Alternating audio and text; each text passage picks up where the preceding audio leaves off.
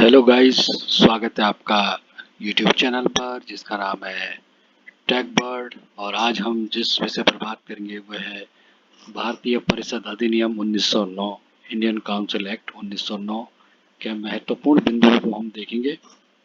Political science का महत्वपूर्ण question है प्रतियोगी परीक्षाओं के मद्देनजर, चाहे ग्रुप सी का एग्जाम हो, चाहे प्रांतीय सिविल सेवा हो, चाहे अखिल भारतीय सिविल सेवा हो, चाहे आपका रेलवे का एग्जाम हो, चाहे बैंकिंग का एग्जाम हो। इंडियन काउंसिल एक्ट से प्रश्न हमेशा पूछे जाते हैं, तो हम हर एक एक्ट को डेप्थ में कवर करेंगे। तो चलिए आइए चलते हैं, क्या ये एक्ट है। भारतीय परिषद अधिनियम वर्ष 1909 में ब्रिटिश संसद द्वारा पारित एक अधिनियम था, जिसे ब्रिटिश भारत में स्वशासित शासन प्रणाली स्थापित करने के लक्ष्य से पारित किया गया था। यह मार्ले मिंटो सुधार के नाम से भी जाना जाता है, क्योंकि इस समय मार्ले भारत के राज्य सचिव और लॉर्ड मिंटो भारत के वायसराय थे। इन्हीं दोनों के नाम पर इसे मार्ले मिंटो सुधारों की संज्ञा दी गई। ब्रिटिश सरकार द्वारा इन सुधारों को प्रस्तुत करने के पीछे मुख्य दो घटनाएं थी। इसके पहले अक्टूबर 1906 में आगा खां के नेतृत्व में मुसलमानों का एक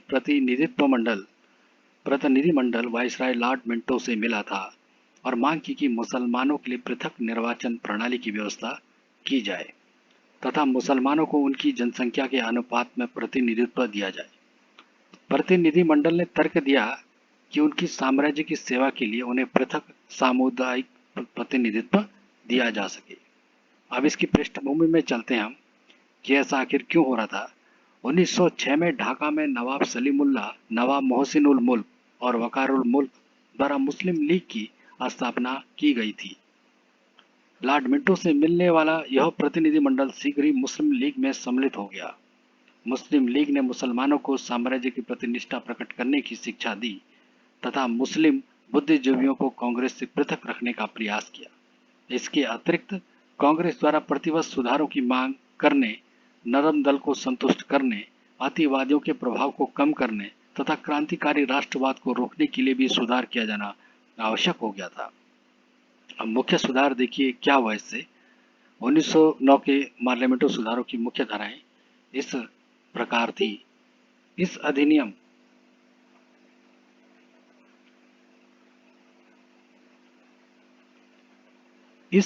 के अनुसार केंद्रीय तथा प्रांतीय विधान परिषदों में निर्वाचित सदस्यों की संख्या में वृद्धि कर दी गई।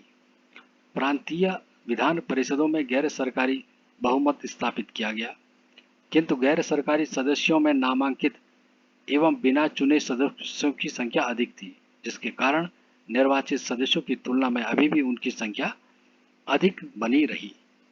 इसके अधिनियम के अनुसार केंद्रीय व्यवस्थापिका में 60 सदस्य और 9 पदेन सदस्य होते थे।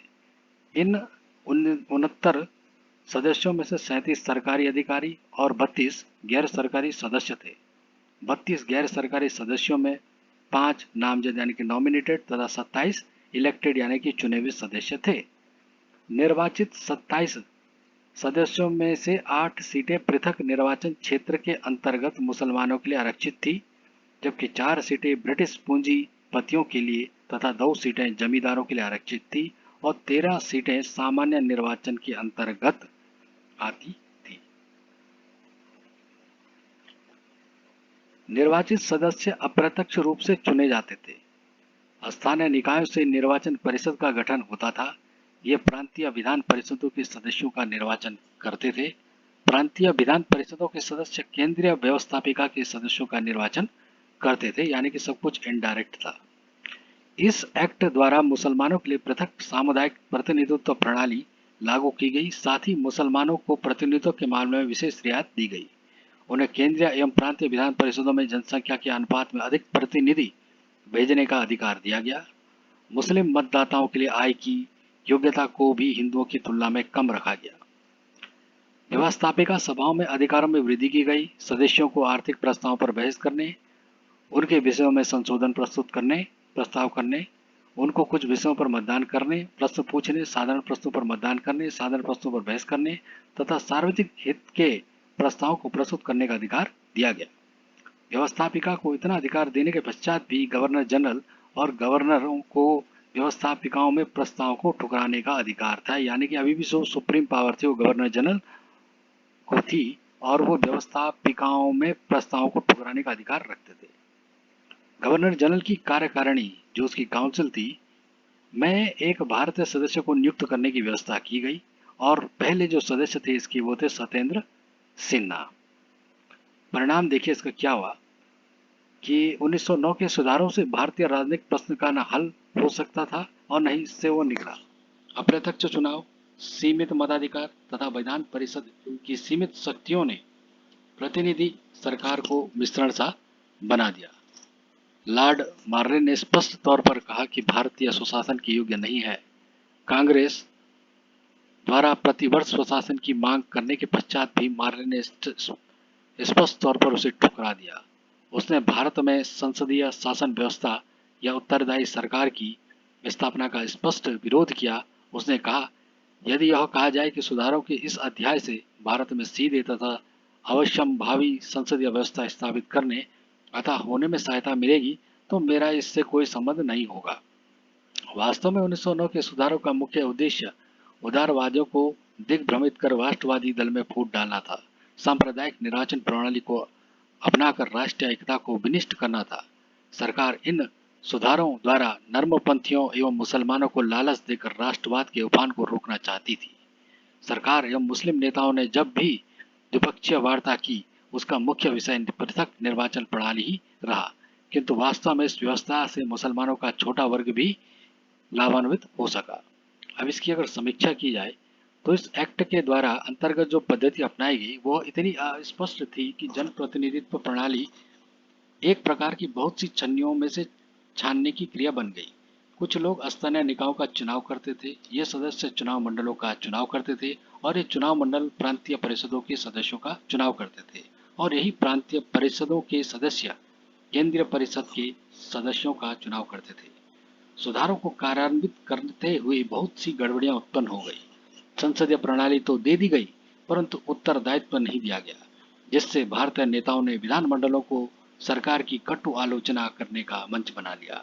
केवल गोपाल कृष्ण गोखले जैसे कुछ नेता ही अब इस अवसर का वास्तविक उपयोग कर सके। उन्होंने सभी के लिए प्राथमिक शिक्षा, सरकार की दमनकारी नीतियों की आलोचना तथा दक्षिण अफ्रीका में भारतीय मजदूरों पर हो रहे अत्याचारों जैसे मुद्दों को उठाकर इस मंच का सही अर्थों में उपयोग किया।